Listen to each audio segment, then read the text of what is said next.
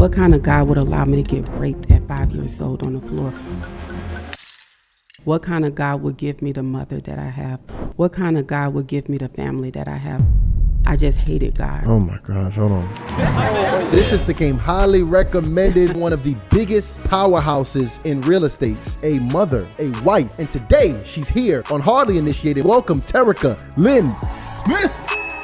Were you afraid to tell them some of them things that you've been through? Oh my God, that's such a great question. Y'all gonna make me cry. I remember laying into the bathroom crying while I'm on the floor and my innocence is being taken from me. Well, because like I'm literally seeing it as you're speaking it. This is the first podcast that I have come on that I can truly say that I have forgiven my biological mother for what she put me through. I believe as long as you allow the enemy to whisper in your ear, whether it's through music, whatever it is you're doing, you are inviting the enemy in. At that moment, I said, I'm gonna kill her. I want her dead. I hate her. Let's talk about it. Some of us are trying to fight the flesh, but the real war started way before us. Before the habits, before the temptations, the enemy gained access through trauma, abandonment, abuse, rejection, generational cycles we didn't even ask for. And now we're trying to heal from battles we didn't start. But here's the truth. God can use the most broken beginnings to build something unstoppable. And you are not your past. You are not your pain. And this community is here to help you walk in that reality. For real this time. This month inside High Life, we're fighting the flesh, but we're also exposing the roots behind why the flesh has had so much power. And no one brings that truth like Terica Lynn Smith, abandoned by her mother, raised in trauma, and now one of the most powerful real estate moguls in the nation, a mighty woman of God. And this week, she's bringing her story and her wisdom straight to us.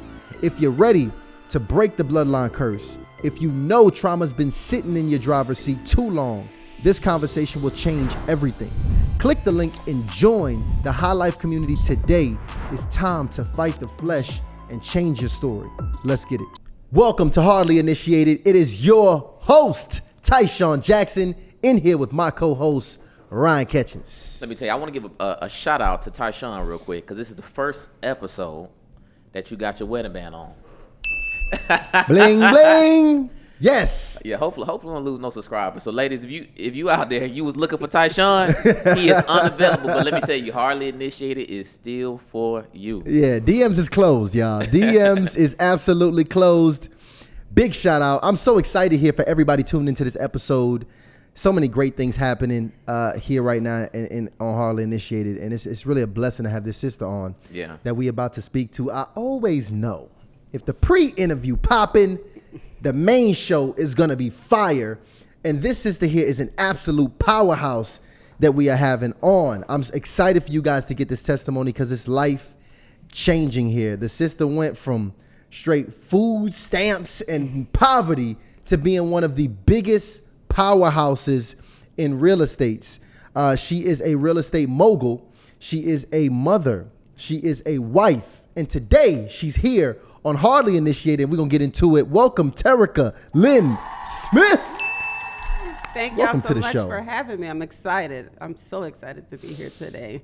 Congratulations on that ring. Oh, yeah. That boy on point. Yeah. I had to do a lot of soul searching over these past few years, Terica. One and done. That's it. That's it. We came a long way too, and you are one of six now. So now you got the brothers in our small group. We got a weekly small group. Now they looking at Tyshawn.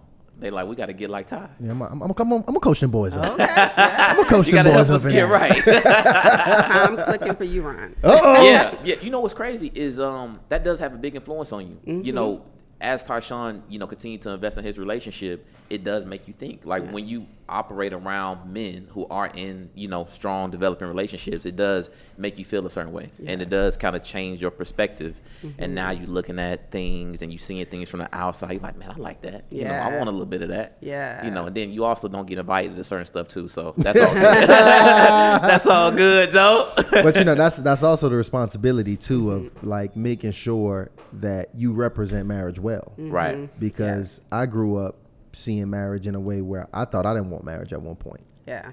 you know, because of what it looked like Yeah. and my perception of it, which is a part of what I had to unlearn and relearn about understanding even the purpose of marriage, and what it could look like. Because now I never thought I would be this happy. Wow. Like married, I never thought that this would be a marriage. Was always like like it felt like washing the dishes. Yeah. Like this duty that you just have to undertake. Yeah. Yeah. As a man, this ultimate sacrifice, pick up this cross of marriage and suffer. Yeah. You know, but you're now actually living it and seeing really the fruit and benefit of having a friend, a confidant, a business partner, a lover, you know, somebody that is truly adding value to your life, making life easy, simple, better, faster, smoother in these different ways. It's like, wow, I told Ryan, like, life got so much more simple. It's a taste of heaven, you know? It's Oof. just a small taste of heaven. So I'm excited about that. First of all, turn her mic up real quick because she over Yeah. here, she dropping bars. They We need to hear that. this. We need to hear this. I want the audience to get to know you Yeah. a bit better, Terica, because some people may have saw you and have known you most notably every time you go on a podcast. You're talking about all these great things you're doing in business because you have done some really record-breaking things in real estate, and y'all can go find that somewhere else. Because today, I want you guys to get a picture of all the things that happened prior to birth that spirit in this woman that we see and feel, because your testimony is powerful. Okay, I want you to start at the early stages and ages of Terica. Take me back to childhood. What did that look like for you? So growing up, life was, it was hard. Like, and when I say hard, most people think, oh, you just had a rough time. No, living with a person who's addicted to drugs. And the way I talk about this person now is probably changed within the past 6 months because we finally had closure. But I would tell you that growing up, me and my sisters had a very hard childhood. My mother would leave us in the house for days at a time with no food. We had no water. We had no power. And I remember being 5 years old at this point in time, and me and my sisters, we all was sitting inside the living room, and it had to be a few days. I don't know how many days it had been up to this point, but you know, we feeling the hunger pains, you know, where each of us is taking turns crying and complaining about whatever. And I remember my oldest sister swallowing a penny and bringing it back up because she was trying to entertain us to keep us from being focused on the actual situation that was going on. But by the time that nighttime came, I was like, oh my gosh, we're gonna starve. At 5 years old, I was like, we're gonna starve. Mom is not coming back, and we have to figure this out, right? And so the next morning, I remember, because back in the day, in Louisiana, at least, they say, don't you dare go outside and open that door for nobody. And we just had that instilled in us. But I remember thinking at 5 years old, if I did not do something, we would die. And my baby sister, she was crying because she was hungry. And so I literally opened up the door. We're in this black house. There's no power. You know, there's foil on the windows. And I remember opening up the screen door, the sun hitting me, and I'm like, you know, squinting, and I'm like, my heart is beating uncontrollably out of my chest, because I'm like, God, what if a neighbor see me? Like, I don't want it. Like, I know what's going to happen if somebody tell my mom that we were outside, right? So I'm like, I run outside, and I get the first thing I see, which is grass. I grab 2 handfuls of grass, and I run back inside. And I am like, my heart is like beating uncontrollably. And I bring it back to my sisters, and I was like, we're gonna have to eat this. And I remember my baby sister saying, I'm not eating no grass. Like, I'm not eating grass or whatever. And so we end up eating it. My mom had a half a can of beer, like a half a can of empty beer. You got to keep in mind, there's no water there, so we're thirsty. We're finding things to drink around the house. Wow. But at this point, there's no food, there's no water, there's no power, and we're thirsty. So we start drinking that beer, that half can of beer, right? A day or so later, my mom comes back to the house, and we never knew which mother we had, right? So there was like two different versions. There was the paranoid version where she's constantly looking over her shoulder. She's looking out the windows. You know, she's pacing back and forth. And then there's the rage, the angry mother, right? Like whatever you say, you existing is a problem for her. And so like she would beat us with extension cords and different things like that. And so we just never knew who was coming through that door. But when she came back, we realized, oh, she's on one, which means that she has gotten high. And when she's gotten to this place of high, she's very paranoid. And so it's constant cleaning things, touching things up, moving around the house, reorganizing the same picture frame. She's constantly moving. And what she noticed was that that can of beer was empty. And I remember her saying, who drank this? And I didn't know what I was doing at this age. I really think that this was the strength of God just operating through me because I just did not know. But I seen the fear in my sister's eyes because they knew whoever said that they did it, we all was going to catch a beating. So I said, it was me. And of course she told me, you know, she spoke all these word curses over me. You're no good. You know, you're going to be like your crackhead daddy. And, you know, eventually she ended up beating me because of that can of beer. Well, being in that situation with her made me have this anger, like this rage. Like I hated people and I hated my life, but I didn't know I hated my life because I was 5 years old. I didn't know I hated people. I just didn't want to be around people, right? And I didn't want to live. I always wanted to die. And so I remember she sent all my siblings away to go to their godparents' house, and it was just me and her. And at that point in time, I didn't have a godmother. So I was always the one left behind. Now, when I was growing up, my sisters would say, oh, it's because you got, you know, big nose, big lips, big eyes, nappy hair. And all my sisters, they have good hair, they have pointy nose, they have small lips, you know, so I always felt like I was ugly. And so that's why nobody wanted me. And the reason why she didn't like me was because I was ugly. And so just going through that and having to battle that, I remember being stuck in the house with her. And there was a bang on the door, boom, boom, boom. And the man yelling through the screen door, I know you in there. I know you in there. You're going to give me my money. And I'm scared because I'm like, I don't know what's going on right now, you know, but it's just me and her. And so she ended up opening the door and she like, you know, I'm going to pay you. I'm going to make an arrangement. And I'm just like, I'm in a place where I'm lost. I don't know what's taking place here. And so she ended up whispering and they talking back and forth. And so she comes to me and she said, hey, Terica. And this is how she get me because I always longed for her. Like I always longed for her to be proud of me. I always longed for her to accept me, you know, and think I was beautiful. Like I always longed for those things. And so she said, Mommy needs you to do her a favor. I need you to be a big girl. And I was like, yes, ma'am. Like, yes, ma'am. And so she said, I want you to go with him and take his hand and he's going to walk with you somewhere. And I said, Mommy, I don't want to go.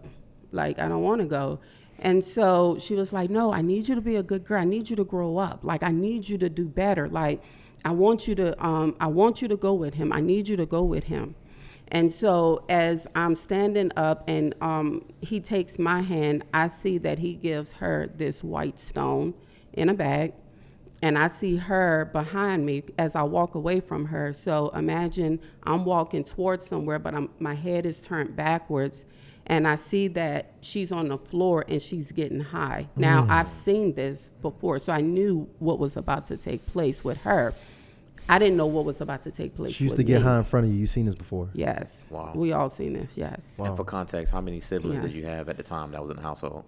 It was 2 of us at the time. I have 6 siblings. One of my sisters passed away already. My brother, who never lived with her, passed away. And then I have 3 siblings that are live right now. But at the point in time, it was my oldest sister and it was my baby sister, but they were already gone to their godparents' house. So it was just me and her at this time. Got it. So I'm crying and I'm begging. I'm like, Mom, I'm so sorry. I promise I'm gonna be a good girl. I promise I'm not gonna drink that beer no more. Like, I'm going through everything that I know I've done as a child that has made her angry at me. I'm asking for forgiveness and I'm begging, but it's like she couldn't hear me. Like, there was no encouragement to say anything because she was so out of it on that floor. And I remember going into the bathroom with this guy, and he just threw me down on the floor. And for whatever reason, I remember laying there crying, but my hand would reach for the door handle. So while I'm on the floor and my innocence is being taken from me, my hand is reaching from the door, but I went to a place called Terryland. So Terryland was a place that I created early on, where it was a place where I would go and I would have two parents who would walk through this theme park with me, buy me candy, give me popcorn, give me kisses, tell me I'm a good girl, you know, just those type of things. And so it didn't happen, you know. So I visualized myself being at Terryland. Although the pain was there, I was in Terryland. And so after he had his way with me, I'm laying on the floor in a fetal position. Didn't know it was a fetal position at the time, but I was laying there with, I'm crunched up like this, and I'm crying. And at that moment, I said, I'm gonna kill her. I wanna kill her. I want her dead. I hate her. And that's what I kept on saying over and over and over again as a little girl. And to the point where by the time he was done and had his way with me, she comes in there and tells me to get up off that floor. Now, let me back up just a little bit. I already had caught the beating for the alcohol. My body is sore. She beat me with an extension cord. So I'm still healing from that. And now I'm on a bathroom floor and there's blood everywhere, and she's telling me to get up as if there's nothing wrong. And so he told me that if I was to tell anybody, he would kill me. I think God protected her life at that point, because if he would have said, if I told anybody, I would kill her, I would have been okay. Probably would have told the world, right? But again, I just knew at that point in time, I went from being that 5-year-old little girl to a grown woman. And I didn't realize it until I became an adult. I've always had this protection type personality over people that get taken advantage of. But, you know, days went on. My biological father, who's a superhero to me, even though he was on crack, he was always a superhero. He came and seen that at that time my siblings had came back and it was just life going on as normal. He came and saw that we were left in the house again, and he took me and my baby sister at the time, because we shared the same dad, and he brought us over to our grandmother's house. And I remember him telling the story that I did not ask him to go with him. When I seen who was at the door, I opened up the door and I ran as fast as I could to his car, and I never looked back at going in that house.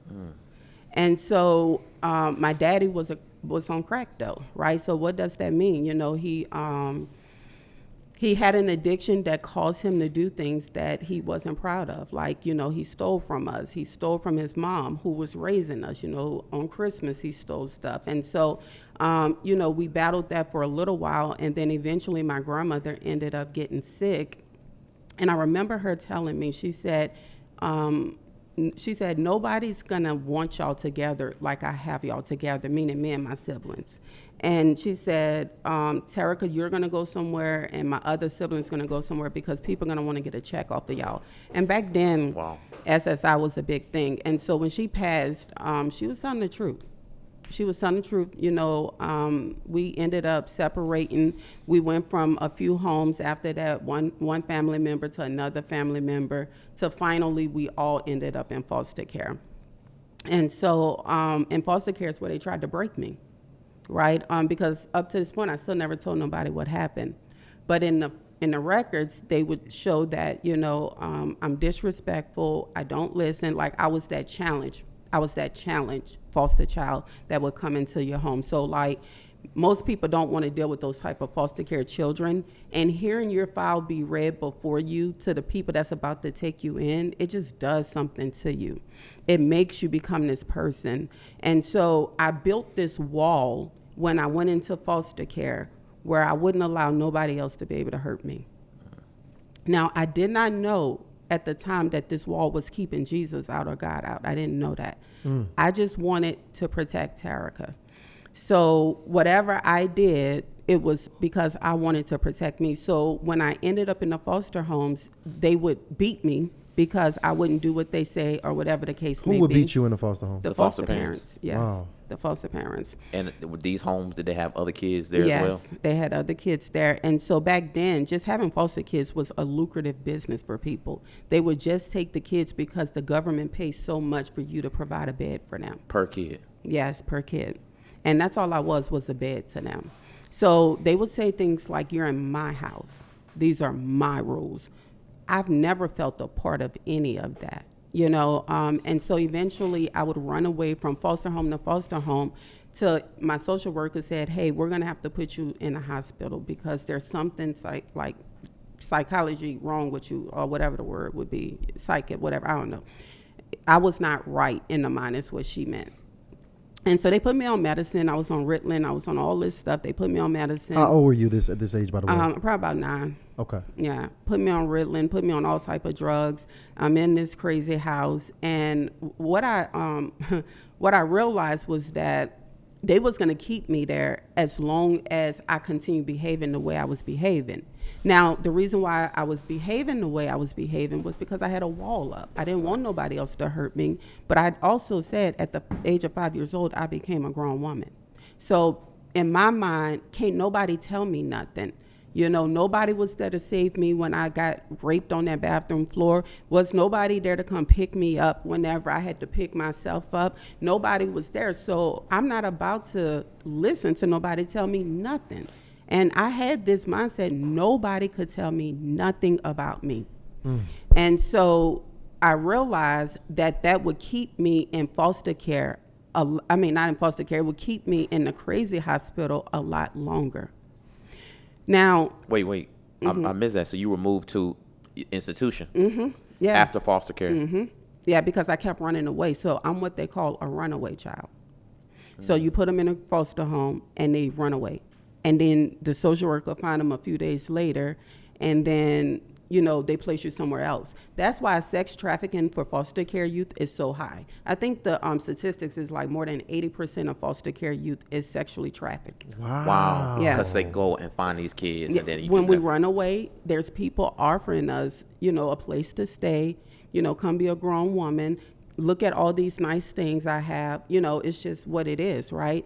So by the time so I realized I needed to get out this place. So I just played the game. I answered all the questions correctly. Do you want to harm yourself? No. Do you love your mother? Yes. If you was to get out of here today, what would you do? Go to school. I just gave them the answers that they wanted because I knew it was going to get me out. So by the time I got out of that crazy hospital, they end up putting me into a group home.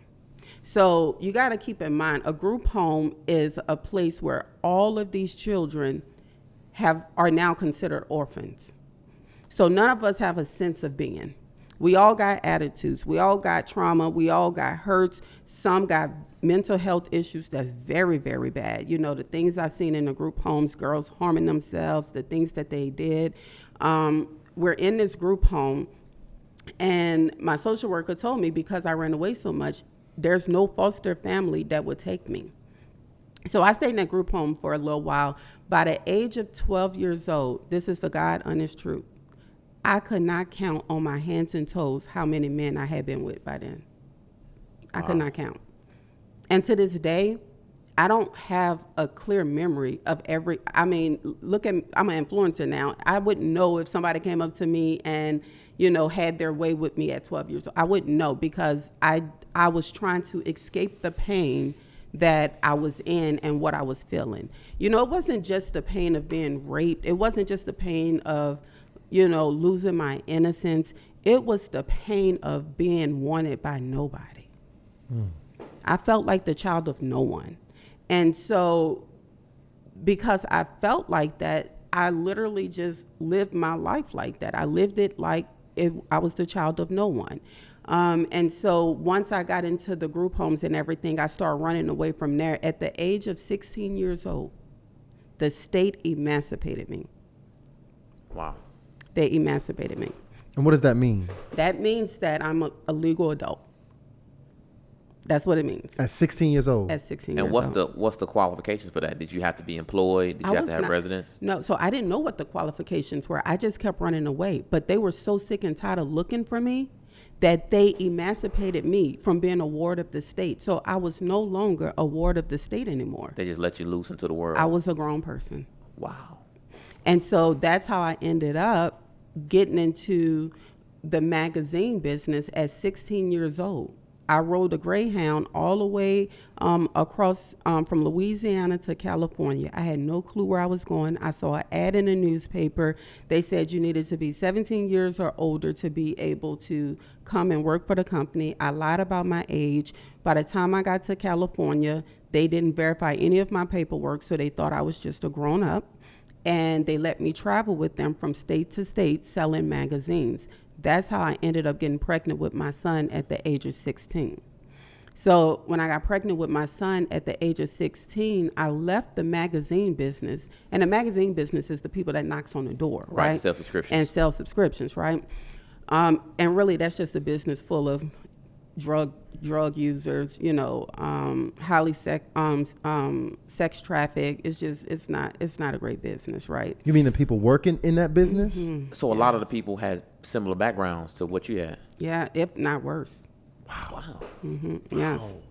Yeah. And so This is a complete underworld, like things that you would never think about. Yeah. Even the employment, the person that you would eventually work for is kind of in that business. in that business, yes.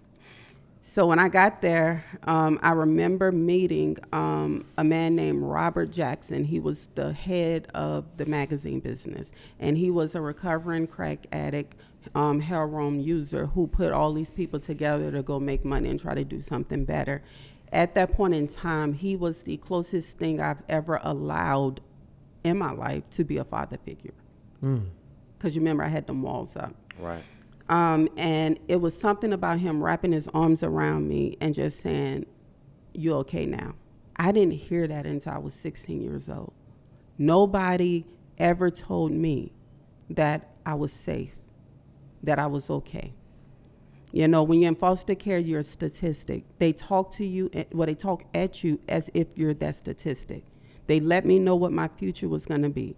They let me know that I was going to be on drugs. They let me know I was going to be a high school dropout. They let me know I was going to be a teenage mom. They reminded me of every single statistic there was out there for foster care youth.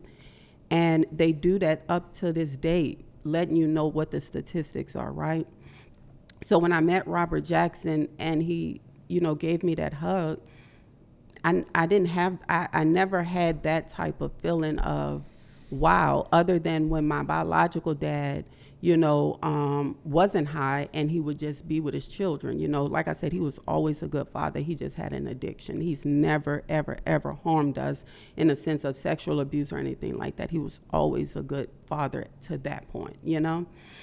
So I get into the business and I realize very easy that, I'm making $3,000 a week. That's a lot of money to me at 16 years old selling magazines. Wow, you was doing very well. I was the number one person. So I would be the first one out in territory. That's what we call it, territory. So they let me out 9 a.m. I don't stop till 9 p.m. I'm walking for 12 hours like a postwoman, going door to door, knocking, hey, my name is Terica Lynn Smith. I'm with, Gilchrist at the time. I'm with Movement Sales. I'm here to offer you an opportunity to invest into someone's life, such as mine, who comes from a very challenging background and looking to do something positive in their life. I'm sure you can agree with the positive things I'm doing right now, right? You see how I got your head shaking, yeah? Yeah. That's what we did, right? So we would, they would teach us these lines. And so I just became really, really great at it. Well, I attracted the attention of the male top salesperson. And so I've never had that type of male attention before. Now, mind you, I said by this time I couldn't count on my hands and toes. So, this was not like anything that was going to be real special. But he said all the right things at the time. So I ended up getting pregnant with my son. The guy that I got pregnant by, he was a bum. He's still a bum to this day. And I ended up going back to New Orleans. Now, mind you, I'm emancipated. So I can't call no social worker. I have nobody to call at this point. So I asked my friend if I can stay with her. She said, you can stay over here for a night or two, but you can't live with us, Terica. And so I was like, all right. Now, I don't have family and friends that I can go by. So after I stayed with her for a day or two, I ended up going to the Claiborne Bridge. And I slept up under the Claiborne Bridge with my son because I had nowhere else to go. Pregnant? No, at this time? I had him at this time. Wow. Yes. I left the road when I got pregnant with him, had him at 17. Wow. Yeah. And so from there it was like, couch to couch, couch to couch, couch to couch. But then when you have a baby, nobody ain't trying to take care of you and a baby. Mm-hmm. You know what I'm saying? So it's like I didn't have no other choice or no other option. And being up under that bridge scared me because I'm here, but this can't be all there is for me. Like, I don't know at what point I feel like God spoke to me because I would be lying. I just remember looking around at all the homeless people up under the bridge. And no offense to them, but they looked like they belonged there. Mm. I did not look like I belonged there. You remember I was selling magazines, making, $3,000 a week. I'm homeless up under the Claiborne Bridge with my son, and we both got on a pair of Jordans. Mm. So I remember having like this breakdown because up until this point, nobody could break me. But when I looked at my son, he broke me. Mm. Looking at his eyes, knowing that I'm supposed to be the one that's providing for him.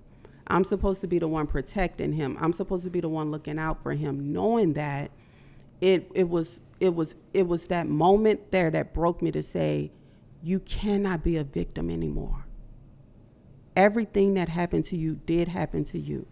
Don't act like it didn't. You can't change the ugly of what somebody else did to you, but you can change his life.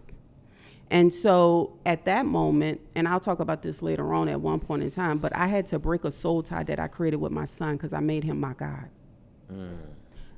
I made him a promise up under that bridge. I said, as long as I have air in my lungs, as long as I'm breathing, you will never experience homelessness. You'll never go to foster care. You'll never know what it feels like to be without your mother. Like, I'm making all of these vows to him, and I'm crying. And look, I don't know if you ever cried and was like, man, why am I crying?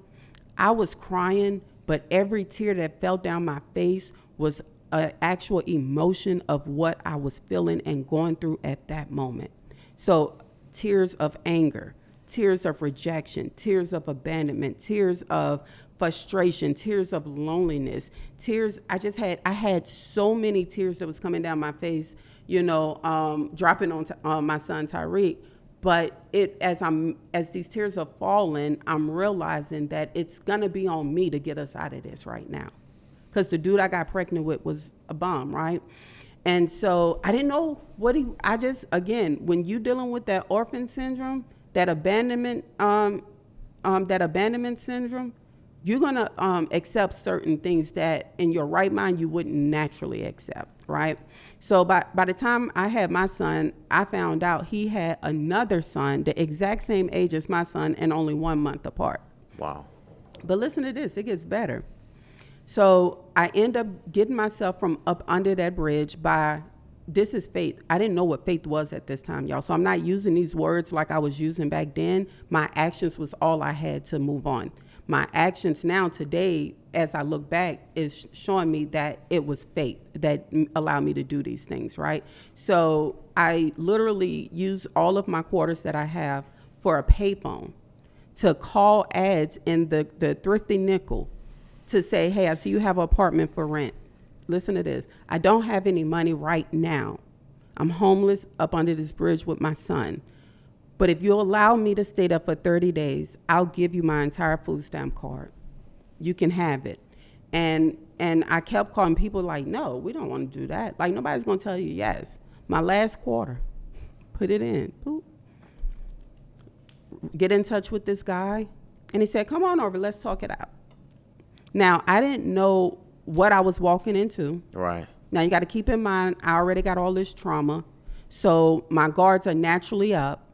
But I can't stay another night under this bridge because they're going to rape me again. There's a lot of homeless men up under there. And I got a baby. So I got to stay woke. I can't sleep. So I'm running off of no sleep. So I show up at the apartment complex and he said, now talk to me. Tell me your situation. What's going on with you? And mind you, again, I had to walk to that apartment complex. There was no Uber, Lyft, taxi. None of that existed then. So I'm walking up the street with my baby.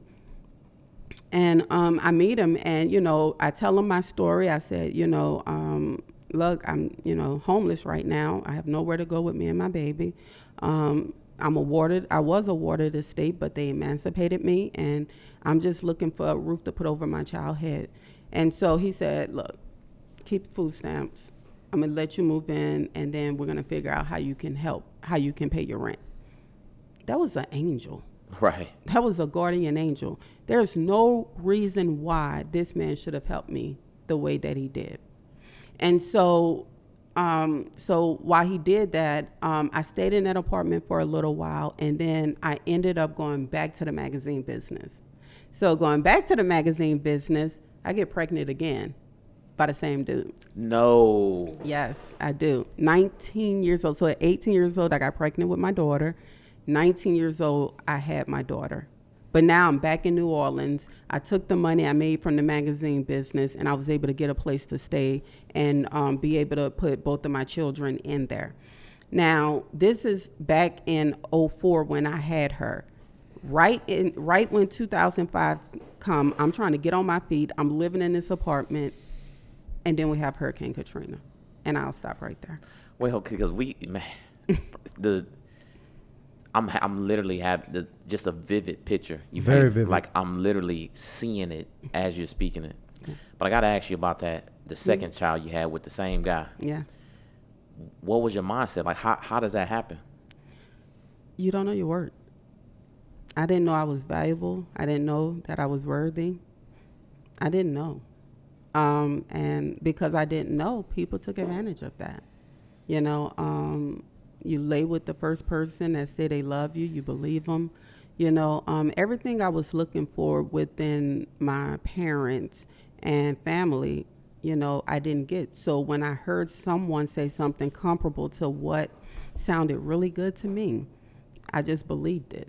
I remember him telling me after I got pregnant with my daughter, and I had her, and he had came to New Orleans for a little while, and long story short, I went to jail. I busted the windows out of his car, flattened his tires, pulled a knife on him. I went street crazy on him. But I remember him telling me, he said, you are going to pull up at my mansion and you're going to beg me to take you and them kids in. And I'm going to slam my big, fat, fancy door in your face. You'll never, ever have anything. That's what he told me. And so, again, that was just something else I ate. Oh, you black, you ugly, big nose, big lips. You're never going to have anything. Nobody's never going to want you. Okay, I'm just going to keep on eating that. I didn't know what I was doing at the time. So by that point in time, when he got to me, I was at a very low place because I did not know that I was worthy of being loved and or valuable. And you have this thing, and I don't know, I think some women can just kind of relate to this. You don't want a lot of baby daddies. So if he's coming back around saying he's going to make it work and he loves me, you know, I'm not thinking he's doing it just to get between my legs again. I'm thinking he's doing it because he's sincere and because he loves me. But he didn't. So, I mean, you know, that was the last time once he put me in jail for doing all that to his car and I had no clue where my children were, I never been separated from my children. I felt like they were headed to foster care. I felt like they was about to relive the life that I had just come out of. And it scared the hell out of me. When I was in prison, jail, I was in a holding cell. My husband to this day joke, baby, you was in a holding cell. But holding cell, they got bars, right, okay? Right. They got big women in there. And you was in cuffs. That's right. Yeah. That's right. They said, eat, go to bed, you know, lights out. So for me, I hated that feeling. And I knew I would never go back to that moment again, period. No man could ever take me there. No man would ever be able to separate me from my children, ever. First of all, I got so many questions. Right. Because we had to, I'm happy we let that breathe from top to bottom because I got a very good understanding of how we got to where we are now. Yeah. I feel like I want to work my way from backwards to forward. Mm-hmm. Let's go back to mom. Mm-hmm. So mom and dad were both on crack. Mm-hmm. You said that when you first started, you said you actually got a bit of closure.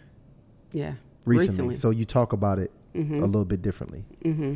First of all, with probably your mom hurting you more than anybody else on this earth, Mm-hmm. what even inspired you to want to go back and get closure? Like, was it a revelation you had one day? Oh, y'all gonna make me cry. Because that's it had to be one of the most painful experiences. And let me tell you why I'm asking you this. Mm-hmm.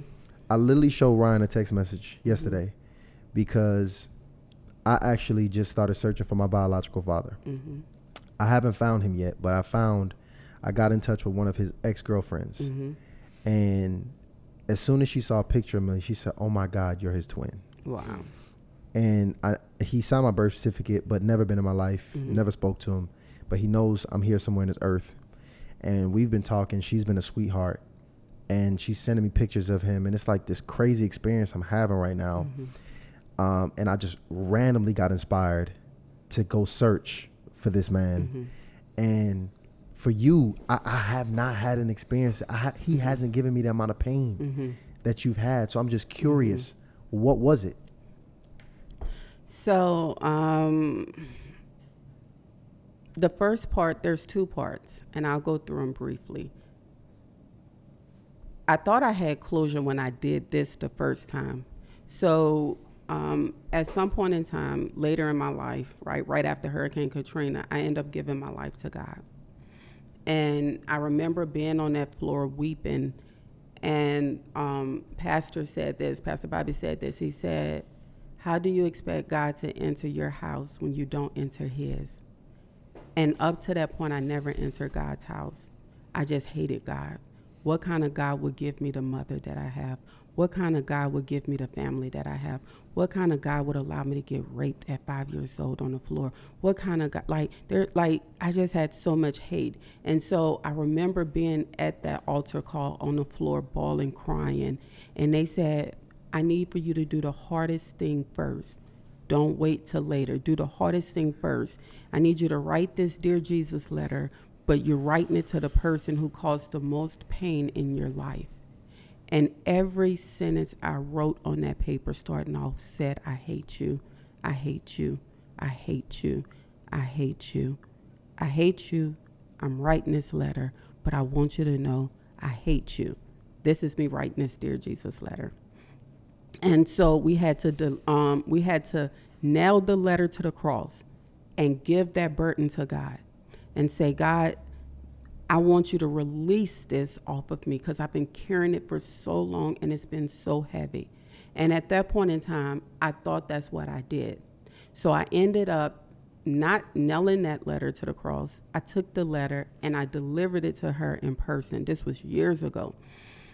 And I remember her telling me that she didn't feel like she needed to apologize for anything because she didn't even know how to be a mother herself. She was a kid having kids. What I went through is similar to what she went through. So when I heard her say that, I thought I had closure at that moment, but that part of me longing for her was still there. That's why you're longing to go find your father, because that void is going to be there, right? And so once I gave her that letter, we said our goodbyes. I tried to let her back in my life twice. She stole from me twice, and I said, I don't want her around my children. She's still on drugs at this time? She was still on drugs at that time, yes. Wow. So this what made me say I'm done with her up until this past year. Okay, so remind me to get back to this past year. But up until this past year, I was done with her. I ain't talked to her in over 10 years because my sister, before she passed away, she called me. She said, Terica, I need you to come get your son from her because my daughter that I had just had ended up in the NICU because she was a preemie. And she was very sick. And back at that time, you couldn't leave your preemie you couldn't leave the NICU.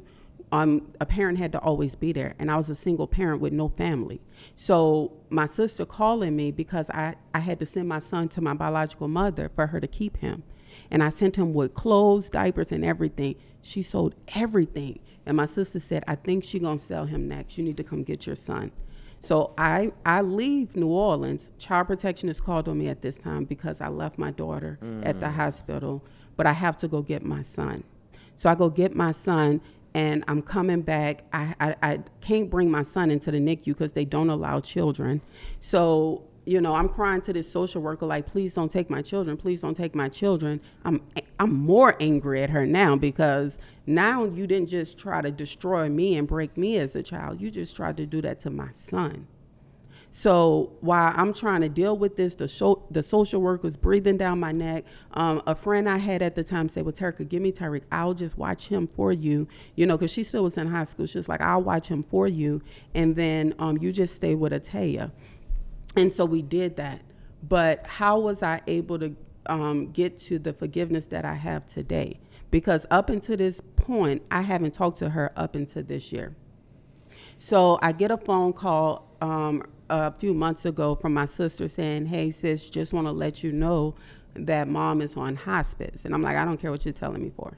Like, that's always been my attitude up to this point. Everybody knew. Yeah. Like, everybody knew I was very open and vocal about not wanting a relationship with her anymore.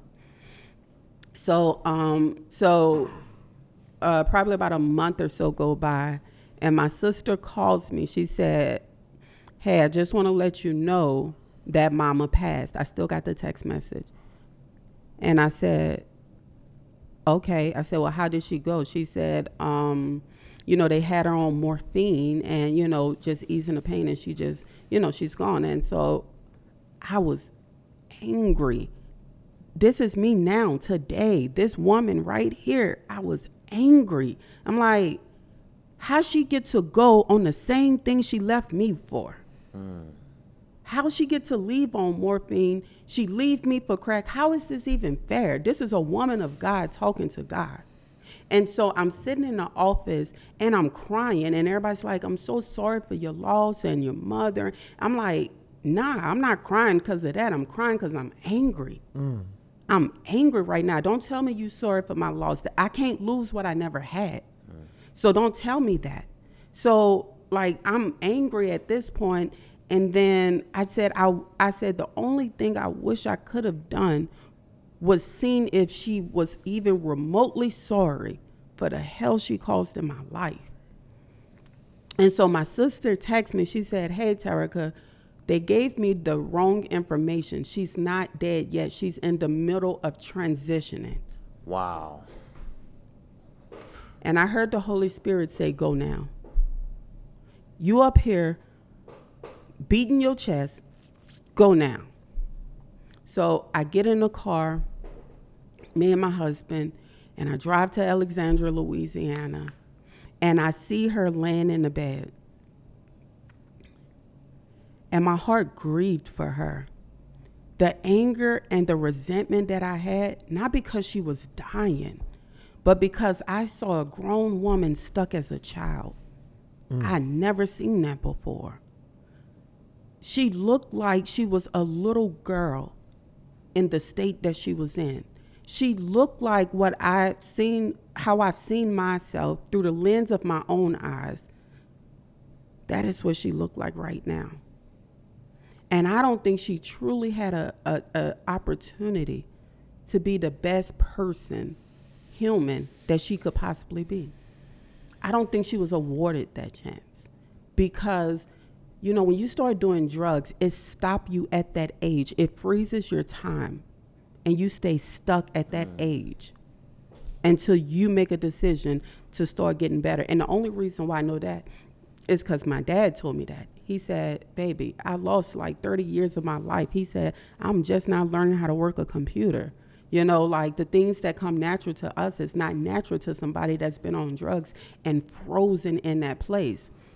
So I go in there and I hold her hand. I didn't just grab her hand right away because I was trying to process all these emotions that I had going on. Like, I know I heard the Holy Spirit, you know what I'm saying? I know God told me to come, but why am I here? Like, I'm not no hypocrite person. Like, I'm not about to pretend I'm sad that she's dying. Like, I don't want to be this person. I also don't want to be around people that's truly grieving, that had that right to grieve because she meant something to them. You see what I'm saying? So I'm here processing it, and I grab her hand, and I have it recorded. And at this point in time, they says she's not responsive, okay? She only can hear because hearing is the last thing that goes when you die. Wow. So I said, I forgive you. I forgive you. I said, I forgive you.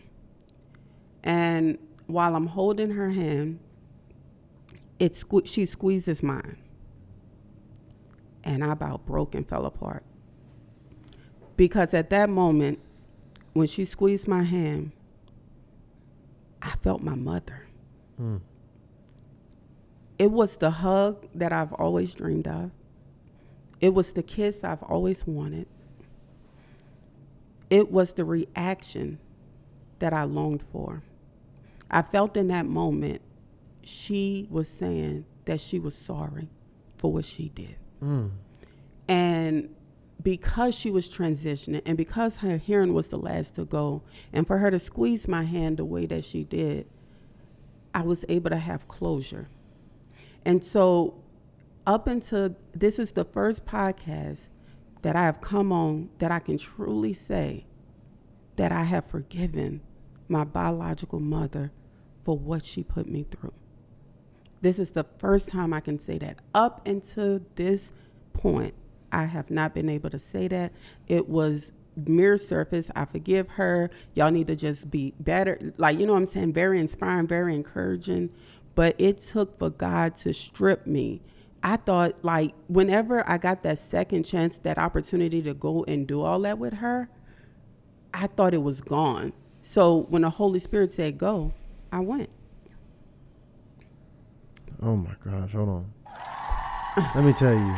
Woo! You had me fighting back tears. Yeah. That is heavy. Because man, I see how you just got me really understanding. I know it's a lot of young ladies who've been searching for that safety. Yeah. You'll hear a lot of young ladies who've been through a lot. That's the word they look for. They want safety. They want to feel safe. They want to feel love. And to get that at that moment from the person who's hurt you the most I could see how that is just absolutely life-changing.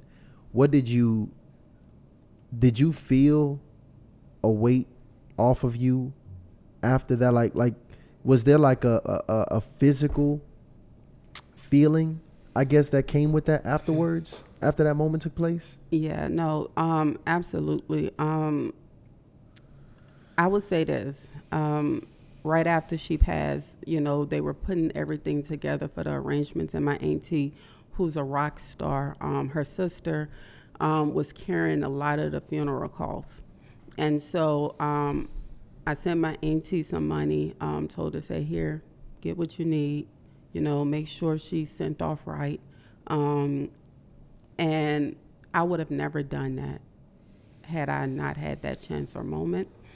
But I can tell you that void of not having that mother or that protection, I had no direction, no correction. I got none of that. I was robbed of all of that. I didn't have a mother to say, keep your skirt down.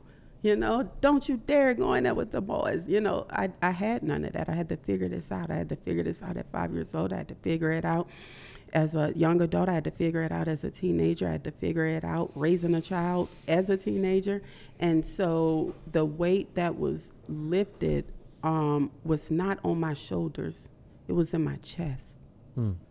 A lot of the times we carry things on our shoulders and it's heavy. Right? When I go to my massage therapist, I'm like, make sure you stay here like 30 minutes, okay?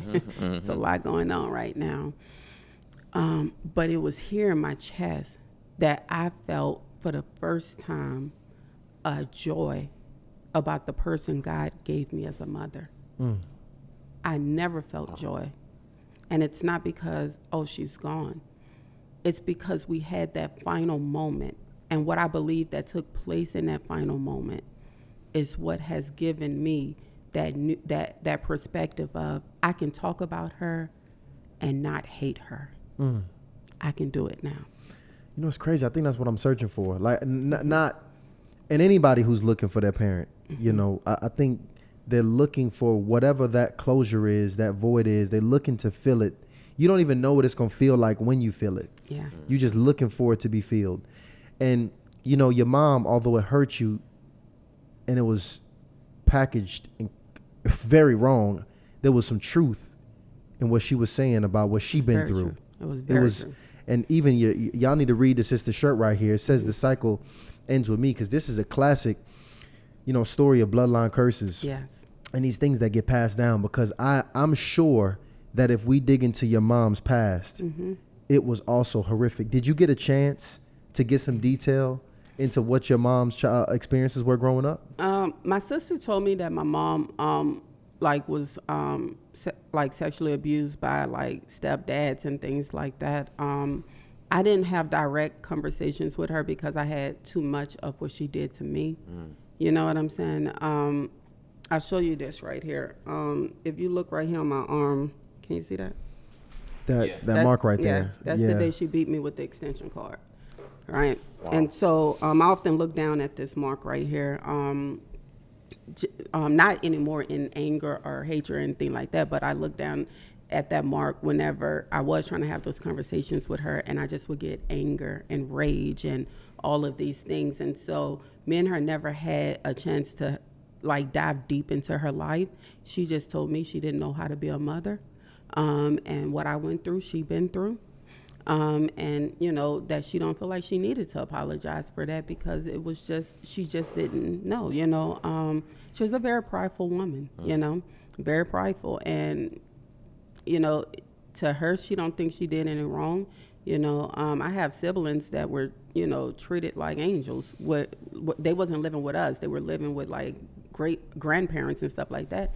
And then you had some siblings that was beat and tortured. So it's just what it is. Did the relationship with your mother, your personal relationship with your mother, ever cause any issue between you and your siblings who may have had a different relationship with her? No, because we all felt the same way. Wow. Yeah, we all felt the same way. You're not going to come in our lives and disrupt it, manipulate us, try to, take advantage of us. I probably would say maybe my mid-oldest sister may have had a better relationship with her because that's how she passed away in. But she was on drugs for so long. When I seen my sister, she's probably listening to this. I really don't care. But I ain't see her in years. And when I seen her, I didn't even know that was my sister. I didn't even know that was my sister. She looked so different. Now I have a sister I'm very close with. That's my baby. That's my heart. And, she is one who is she's such a strong, courageous fighter. You know, she's been through a lot in her life, and she's overcome it. But the other thing is, people don't play with Terica in my family, because I've never been shy to hide my words. Like, you know what I'm saying? So even at the funeral, you know, I straight up told everybody, can't nobody tell me how to feel about nothing. Nothing. Period. None of y'all. I'm not going to tell y'all how to feel, but don't come over here telling me what not to say and how to act and how to respond. You know, at that funeral, you know what was crazy to me? So mind-boggling that, one, my baby sister was like, I'm not going to that funeral. She meant nothing to me. My sister that I'm close with, me and her sitting there, and we're like, oh, yeah, we're there for each other to support each other, right? And then, you know, we got our other sister, you know, the one whom she did pass away in, and, you know, she's in her whole other world. She's in another world. But what was strange to me was her grandkids didn't even care. Her grandkids, like, they was like, I'm not going to that funeral. You know, the ones that was at the funeral, they was sleeping on the front row. And when it was time for them to get up and say something about her, the only person that got up to say something good about her was her sister. Wow. So that tells me that there's people who have hurt and going through hurt just like I had to, and they're processing it their own way, you know. And I have no right to, well, you know, her husband or whatever the dude is, he got up and spoken, you know, but not the people that should have, right? Like their children should be able to stand before the crowd and say, my mom was this. Yeah. You know, it was none of that. And the grandbabies didn't even know her. No. Like that. No, I mean, my sister pulled her son Harry, who was sleeping on the front row. They came because she said she needed pallbearers, and so they showed up for that. I know exactly the type of funerals you're talking about. Oh yeah, yeah. We've all experienced some of that, especially if you come from a background of trauma, which many of us have. Yeah. You said something that I thought was deep, and many ladies might be in this situation and not even know it, because it sounds and seems noble, but you said you actually had to be delivered from it. You said that you actually had a soul tie with your son. I don't think in all the episodes we've ever done I've heard that on Hardly Initiated, because when I hear you vowing the vows you made to your son, I thought those were noble vows. I thought those were virtuous vows. Healthy even. Right, Yeah. like to vow to not want them to be homeless, or vow to not want them to have these experiences you've had. Essentially, a lot of the curses you were vowing that it would not come to him. So what soul tie was established that day that you had to be delivered from? It wasn't my vow to give. So I didn't recognize this soul tie up until 2024 is my worst year with my oldest son. Horrible year. And I would go before God every morning. I was so depressed. I was so angry. Like, God, I'm doing everything right. Layla, give me some tissue. I'm doing everything I can to raise this boy as a kingdom man. And if I'm doing everything, what is there left for God to do? So when I was reading when I was doing my devotion during this hard time, and this is why it's so important to pray. This is why it's so important to know the Word of God. This is why it's so important to eat the Word of God, because in my prayer time with God, He exposed me. He exposed me. He said, you made him your God. Do you remember Hannah's vow? And I went and read the book of Hannah. And when she was begging God for a child, when she was begging God for a son, right? And the Bible says she did this many of times, okay? It wasn't until Hannah went into that place, that private place, where she got on her knees to God and she said, God, I vow to give him to you. I vow for him to serve you. That's Samuel. And that's when I knew that I did not dedicate my son to God. I dedicated my son to me. And everything that he was doing, breaking me, you know, he lost everything in a year that we have helped him build. Everything. He lost it. He ended up on drugs. He ended up lost. and dark. And my son told my daughter this, because my oldest daughter, she called him. She said, "What is wrong with you? It's like you've lost your mind." And he said, "Hey, I want you to know, sis, I'm choosing this life. I know I don't have to live this life. My parents have been good to me. My parents have taught me about God. I know the word of God, but this is what I'm choosing." But listen to this. I didn't realize how Tyreek got caught up until I started putting things together. See, the enemy is the most busiest when he can distract you and take your belief. So when my son is up here listening to these artists who I'm not about to name to give credit to, he's allowing this to enter into his portals. And I remember him, this was a strange thing because I never remember what my son tell me he's wearing because he loved fashion so much, okay? I never pay attention to these things. It just go in one ear and out the other. He told me, he said, this was during the time he was cutting up. He was like, "Yeah, I got my Rick Owens on." And I was like, why that name sound familiar? I heard that name before, right? Y'all heard the Rick Owens, the clothing brand and all of that? So I was like, man, so it kept on bothering me. So, when something is like, taunting you, like, just, you got to go figure out what it is. Absolutely. I feel like it's a nudge for a reason. So I go to TikTok first, and I'm like, type in the name.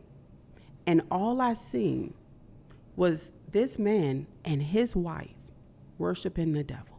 Rick Owens. Yes. Wow. Yes. Go look it up. The tattoos, the marks, most people in the celebrity world believe that they are the leaders of the witchcraft that takes place in this industry. Go look it up. Everybody that blows up, they look and start turning and changing very different, right? Like dressing different. Different. Like, I'm not a hater. Like, like I said, I'm not a prophet. I'm not a preacher. I'm none of that stuff, okay? But there's things you can just look at and just have common sense. So, yeah. This ain't right. Yeah. Right. So, there's a female rapper. I'm not going to say her name, but I used to like her when she first came out. I felt like she came from Texas. She got it out the mud. Her mom had just died, so she had a point to prove. She made it in the industry by jumping out the car at a gas station. She created this trend that went crazy on the internet. And then I see her with Rick Owens and his wife in the middle, and she don't even look the same. But this is what God showed me with my son. I looked down and said, what do he have on that's Rick Owens? Oh, them shoes. So his foots are being ordered. His steps are being ordered by a demonic force that has attached themselves to him because he's come into agreement with the brand, the clothing brand. So no matter what I may have done or what his father may have done as parents, because we've been great parents to him, so he say out his own words, he has now went and entered into a dark agreement on his own. And I told him, I sent him that, and I sent it to my nephew, and I said, hey, y'all need to get out these Rick Owens shoes, these Mickey Mouse looking shoes. Y'all need to get out of this stuff, right? There's more to this. When you put that on your body, the Bible says if you touch a cursed thing, you become cursed. So now you're sitting here dealing with, issue after issue after issue because you have allowed yourself to come into agreement with this dark force. So I had to remember Hannah's vow to God. And so I took back all the vows that I made to him. And I said, God, I vow right now to give this boy over to you. He is in your custody. I release him from my custody. I release him from my husband's custody. And while he's out there in the world and he has lost his mind, God, I stand in proxy for him. I am a praying mother, and I know that God favors a praying mother. Because in Luke, when Jesus was passing and he seen the mother crying over her dead son, he felt sorry for her, is what the Bible said. And he told her, your son is not dead, he's just sleeping. So when I remember the promise, my son is not dead. He's just sleeping right now. He's going to wake up, and he's going to know that where he's at right now, he can get a whole lot further if he walk with God and trust and believe in God. But that's the power of knowing the word of God and giving him back over to the custody of the person who can order his steps, who can come and interrupt his life, who can come and cause hell in his life. Just like, you know, God told Job, like, you beating your chest. Do you understand what I do around here? Like, let's not get it twisted. And I felt like as a mother, that was so hard to do because all we want to do is protect our children. But the sooner we realize we have no protection, all of it is through God and God is the protector. We often stand in, it's almost like a lioness, right? Over her cubs, want to protect them, right? We can't do that because we get in trouble with God ourselves. You know, I've always been curious because that story reminds me of a young lady. You know, I'm at the DeKalb Farmers Market all the time. You know, I get my meal plan on. But I run into initiates, you know, our viewers all the time at the market. And this was a couple years ago. I ran into a mom. And she was just telling me how proud she was of myself and Tyshawn. And she was saying, you know, telling me a story about her son. And, you know, she said she took care of her son. He grew up in a great household, but he would just make bad decision after bad decision. And it came to a point to where he left school, came back and moved home. But it was a lot of issue with him staying in the house because, you know, his mom. Yeah. You're staying in my house, I'm going to be on your head. And it came to a point where he's a big dude. She was just explaining, like, you know, he 6'2", you know, burly dude, athletic build, you know. And she was saying that it was one day where she was correcting him about just kind of being around, not doing anything. And he just got super upset with her to the point where she was, you know, fearful that he would do something physically to harm her. So she said at that point, you know, she had to kick him out the house. And at the time I spoke to her 2 years ago, he was on the street. Wow. And every now and then she would find a way to get in touch with him, but he was living on the street. And I still haven't figured out, because at that point I thought, like, how does somebody grow up in a household that's a great environment? I know you mentioned the spiritual influences, right?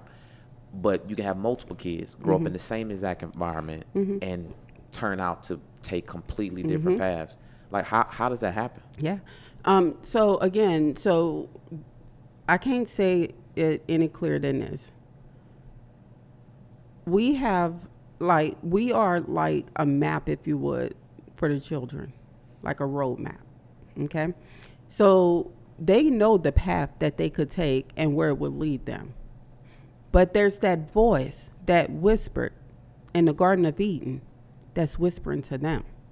So if they not grounded in the word of God, right? The only way Jesus was able to defeat Satan was because he kept on spitting the word of God back at him. If you don't fill yourself up with that, and you can't force your children to read the word of God, you can't force your children to have a relationship with God. You can show them, but you can't force them. And so I look at my oldest daughter, right? Who is God-fearing. She places God first. She do her devotion every day. She spends time with God every day. She matches up any type of God that's interested in her up against the word of God and their actions and how they're living.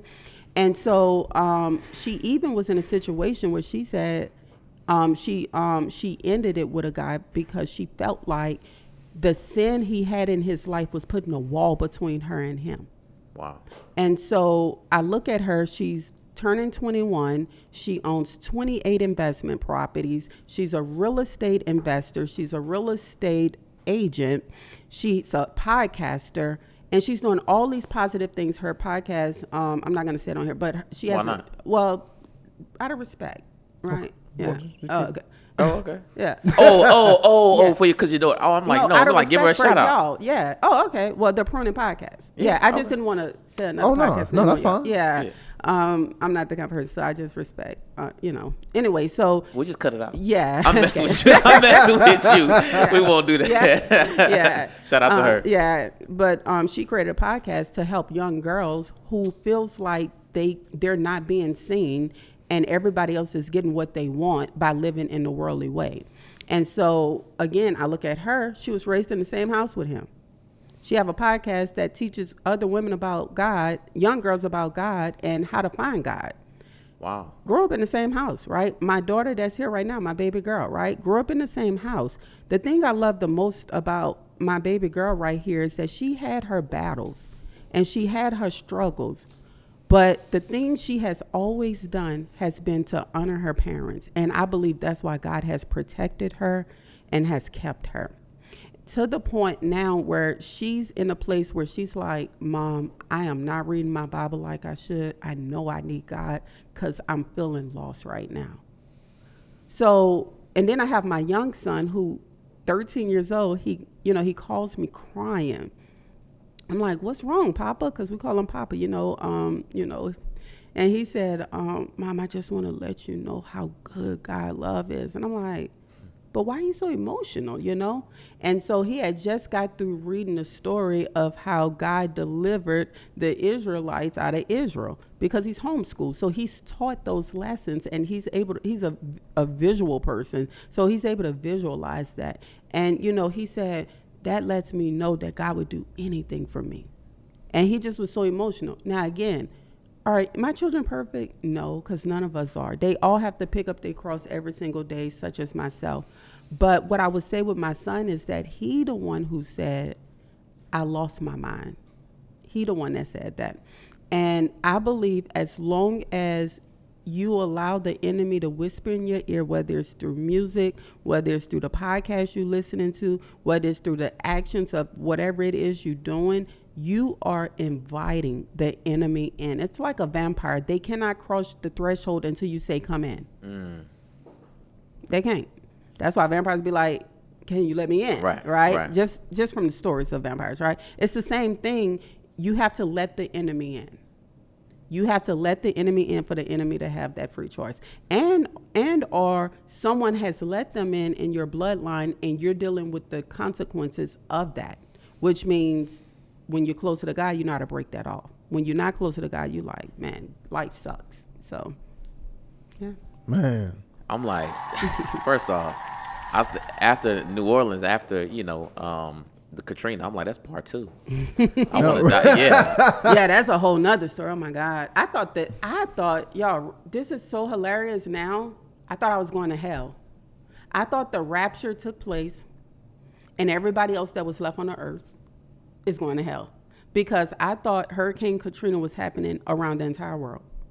Wow. I did not know it was just in Louisiana. None of the Louisiana people would tell you they knew that. We all thought it was the end of the world. We've never seen. It's another time. Were you in New Orleans when I was happening? Yes. My husband almost died ciphering gasoline. He was my boyfriend at the time. Yes, we were in there. My mother-in-law and them was stuck on top of a roof. They had to break their way out. Yes, we was in there. Yes. And the thing is this, everybody asks, well, why didn't y'all leave? Do you know the poverty rate in New Orleans, Louisiana? Do you know they just asked us to leave a week before for another hurricane and we done used all our resources? Wow. And so now we don't have nothing, so we just got to stay stuck here and ride it out? Do you think if we knew that levee was going to break and all these black people, you know how some black people are with water. Mm-hmm. You tell me a mountain of water is about to come towards me.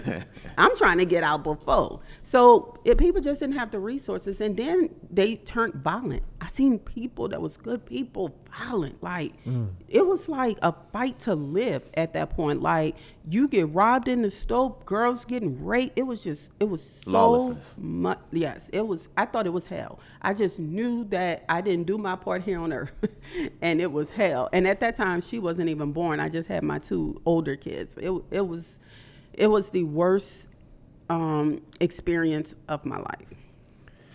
Now, I know you mentioned you got married. That was after Katrina. Yes. Okay. So I it's so much of your story I want to continue to dive into, but I do want to talk about your relationship. Mm-hmm. Now, we was having a conversation. This was like yesterday. It was. With P. Diddy and Cassie, because the case, it was like the first day of the case, I think was yesterday. And, we're talking and I'm like, man, her husband now, I'm like, how do you marry this woman? And she's been through all of these things, all of this trauma. And now it's been presented to the world. So we literally having a conversation about how a man could take, or anybody could accept somebody as their forever partner Yeah. after they've been through so many things. Yeah. And I want to ask you your thoughts on that. Is it like who's responsible? Is it the woman or the man, whoever's been through these different things? Is it their responsibility to assure the person that's vetting them out, so to speak, that they are working through these things, or confident about being able to get past these things? Is it, or the other person's, responsibility to be open-minded about somebody's past and kind of what that could mean for the future? Like, how does that come together, if that makes sense? So I'll say this. My husband is my Boaz. He's my Boaz. I'm his Ruth. And when I met Albert, I had just had Tyreek and Ataya, my older 2 children. And I was just in a place where I did not want to deal with nobody. The walls went back up. And I just didn't want to be involved with no one. And so he naturally was attracted to me from the physical standpoint. But he didn't know, like, on the inside, what was inside, right? And so we met through mutual friends in New Orleans. And so when we met or whatnot, we just kind of hit it off. He was very funny. He was a funny guy. He knew I had 2 kids. He had no kids, and so we would talk or whatnot. I would share my story. But then when we get into arguments, I would treat him so bad. Like, I would project on him what I went through. And he was, like, my husband has always been, like, a jokester, a funny man. Like, he loves to laugh. Like, he's just always been that type of person. And so when me and him would get into it, I would use words to tear him down. And so it was like, if you imagine that you have a glass of water that's clear, and then 2 glasses of waters that's clear, right? And then 1 glass, you start putting dirt in it, and then the water start getting brown or whatever the case may be. And then before you know it, it's mud, right? Well, that's me. All the stuff that I've been through was sprinkling in my water, okay? So this muddy water, glass of water, come meet a clear glass of water, and everything that I've been through, I'm now bleeding to him. And so I remember him telling me, I'm not going to hurt you like those other guys did. And I was like, I heard that before, I'm just not really interested in hearing that again. What made me know that this man loved me and had my back was when my daughter got back sick and went into the hospital, and then they had to do a spinal tap on her. And so it caused her to go back into the hospital. And now I'm back in this situation with my son. And he told me, he said, I'll help you with your son. Now, mind you, every thought in my mind, like, I don't want him to touch my son. Like, don't you, I was raped. So I always, my kids didn't go to people's houses for a long time because I'm like, I don't know the daddy. You know what I'm saying? I don't know the mama. No, you can't go, right? And so, but I had no choice. I had nobody else. And so he would come up to the hospital with Tyreek, and then he'll be there. He'll sit with Ataya.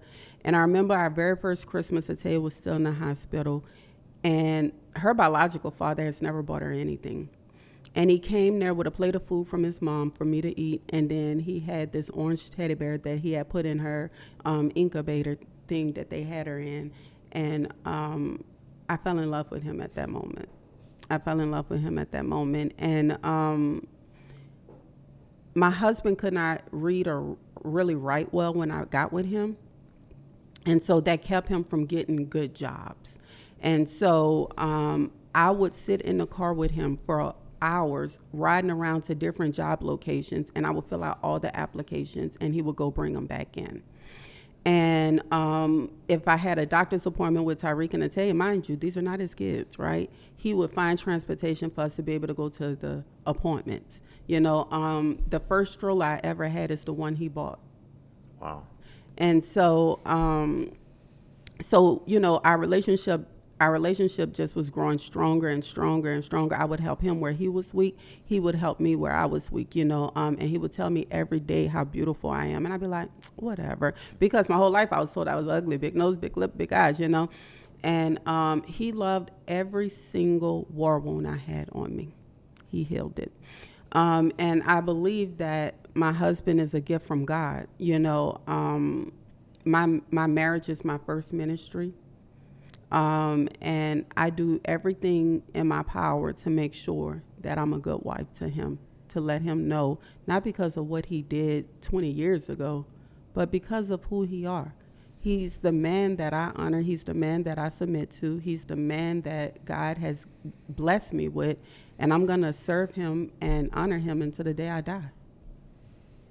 Incredible. Need one of those. That just sounds beautiful. Though. Right. Shout out to him. It just sounds so beautiful. Yeah, he's my superhero. He when he proposed to me, I could not believe it. I was like, oh my gosh, he's proposing to me. And everybody was like, she got 2 kids. Why you gonna do that? Blah, blah, blah. He didn't listen to none of that, and eventually he ended up giving my 2 oldest children their last names. So his last name. So he's been in their life since my son was 1 and my daughter was 11 months. Incredible. And now they're 21 and 22, turning 21 and 22. Were you afraid to tell them some of them things that you've been through? Yes. I was afraid to tell the world. I didn't share my story until 2018. Wow. Mm-hmm. So it was many things that he didn't even know. No. He used to put my arm down in the middle of the night when I was sleeping, because I would still reach for the door. Wow. So, and then he asked me, like, why you do that? Like, and then I shared the story with him, and, he couldn't believe a lot of the stuff that I went through.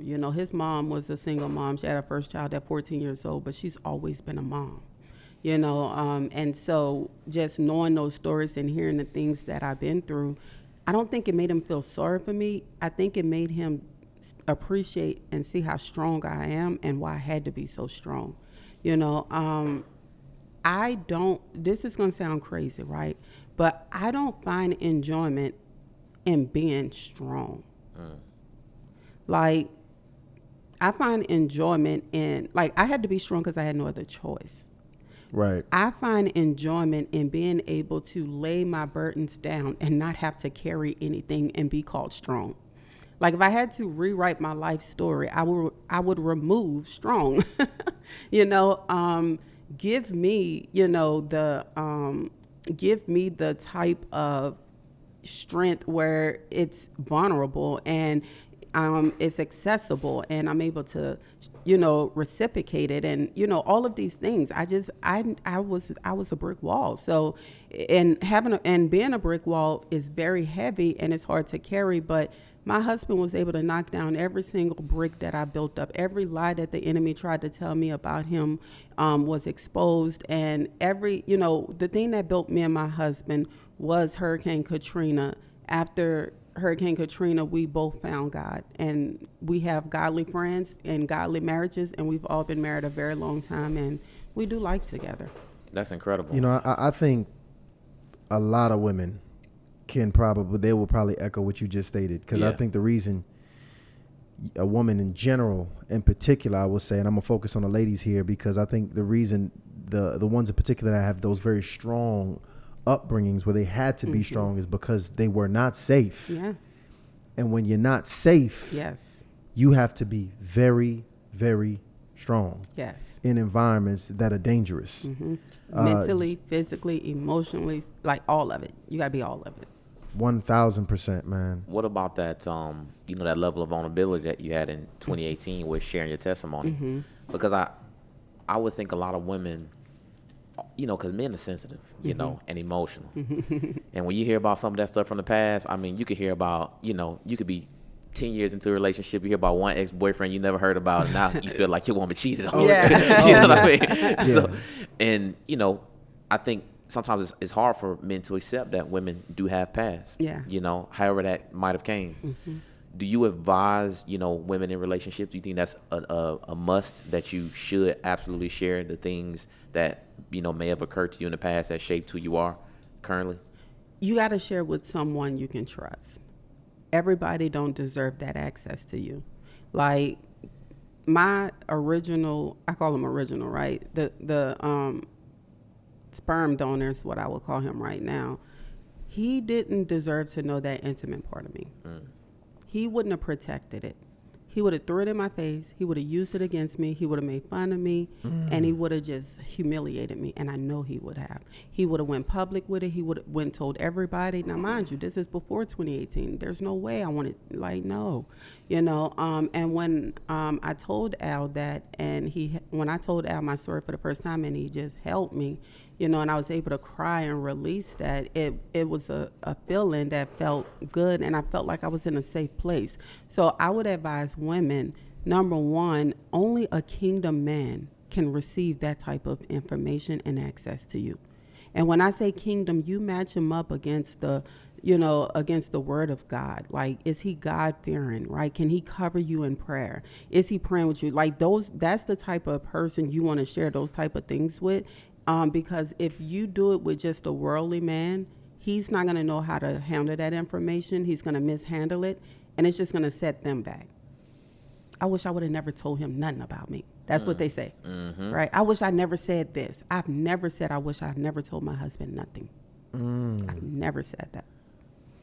And you got me thinking about a lot of stuff. Because that's true. When people weaponize information, it makes you a little bit harder, a little bit more callous, a little bit less trusting. Yes. Of the next person, you know, that might. And just like the opposite is true, when somebody's able to, you know, listen to you and to care for you and to love you after you're vulnerable, you become like they heal a part of you. Yeah.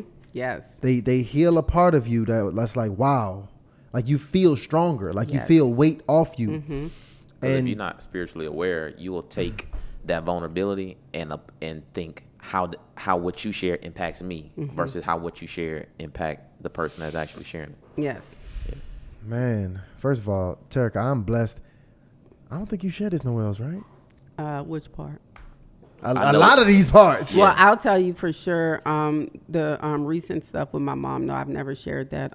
With my husband, I don't really talk about my private life a lot, but those who know me knows that, you know, I love my husband so much, my baby daddy. Absolutely. And then, but it's a lot of first on here. It's definitely a lot of first on here, but it feels good just being able to lay out the whole story. Because most people, like, you know, whenever I do shows and things like that, they're more focused on the time, and y'all focus on transformational. Y'all focus on changing the viewers' lives and allowing them to hear the full story and not put a cap on it or not limit me, or, you know what I'm saying? So it's just, it feels good to be able to sit here and talk to people that really listen, but then also pray that my story changes and helps somebody else. Oh, that's absolutely. guaranteed to do that. And I already got you in my mind queued up for part 2, 3, and 4. Oh, let me tell you, absolutely. We need to talk some of that money mindset. We definitely need to talk about that. We need to talk about the New Orleans. Yes. And the principalities out there in New Orleans and everything else that come with it. But this is the best introduction we could have got from you. Let me tell y'all might not know, it is gonna change some lives. This sister came highly recommended from my big sis, Tiffany Montgomery. Y'all actually sisters. Yes. So I expected nothing less. Very excited and blessed to have you. I love the shirt, by the way. This hoodie. Are you selling this? I am. The cycle ends with me. The cycle ends with me, y'all. Yeah. I love that. Put that link in the bio. Yes. Too. Yeah, we're going to put that link in there. Matter of fact, I want to get me one of these. I'll bless you guys with one. I'll send y'all a package. Thank you so much. Need that. Need that. I want to ask you this for our people because, man, at this point, we've grown such an intimate relationship with our initiates to know a lot of the things they've been through, the things they're struggling with, and the trauma that they've been through, you know, the curses that have been passed on to them that they're looking to break and have it end with them is something very important. So to somebody who's looking to break their curses, to be free, to make sure that they're the last person that suffers the way they suffer, what would you tell them? Such a great question. Oh my God, that's such a great question. Walk through the wilderness. Walk through that wilderness. Everybody has to go through the wilderness to get to the promised land. I'm no different than anybody else. I believe that The reason why we have to walk through the wilderness is because, one, our faith is going to be shown and our obedience is going to be shown. And so for those of you who's out there struggling, you're battling, you're dealing with these generational curses. And when I say generational curses, let's just call them out, right? I'm talking about poverty. You live in paycheck to paycheck. You're constantly exchanging your time for $1. You feel like you can't never get ahead. You feel like you're on this rat race. I'll tell you that if you walk through the wilderness and you trust and believe God and you're obedient to the hard things that he tell you to do, because you have to be willing to do those hard things. The promised land is on the other side. Like, I look at my marriage and I said, wow, this is such a promised land. This is like, if this is just a small piece of the promised land, like, I'm madly in love with this man that God has given me. And it's been 20 years. And every time I see him, I still get butterflies. He still bark at me and chase me around the house to the point where our grown children are just like, y'all are aggravating, right? Imagine what the true promised land looks like. Joshua and Caleb, they got a taste of being able to eat the grapes from the promised land. Can you imagine tasting it and like, man, I can't wait to get over there. But in order to get there, you have to be prepared. And in order to be prepared, you have to be obedient. And in order to be obedient, you got to have faith. So walk through your wilderness. And long as you remember that you're not walking alone, God will order the next step if you believe him and you allow him to. Because a lot of times we'll be like, I got this. I can do this, right? Well, if you can do it, God don't need to. First of all, I heard that. That one hit Lano right there. That's the one we needed. That's the one we needed, y'all. This is Terica Lynn. One more hand clap for Terica Lynn Smith coming up on here on Hardly Initiated. Thank you guys for tuning in to this episode. We love you. Thank y'all. We're thankful for your message, for the transformation. If you got blessed, you know what to do. Drop a blessed in the comments right now if you got blessed from this episode here. I'm so very thankful that you made it to the end of this episode. If you made it this far, I need you to subscribe to Hardly Initiated. Yes. All right? Absolutely, y'all. Let me tell you, we growing this platform and y'all see what it's becoming. It has transformed. This November, we're going to be on year 4 of building Hardly Initiated. And it's probably grown into something that has surpassed all of the visions that we originally had. But, it's still growing. Listen, they say God take the wheel. All right. And thank you for everybody that sends over the emails, the DMs, the encouragement to myself and Ryan. Thank you to everybody that subscribed, that sent in a donation to help grow the platform. As you know, all of those things, from your subscribership to you purchasing our products to you donating to us, all helps us continue to build what's being built here. Thank you to all of the people who have joined our community. We love you guys, and we're very thankful and don't take any of you guys for granted. All right? So y'all already know how we do it. Hardly Initiated. We are out.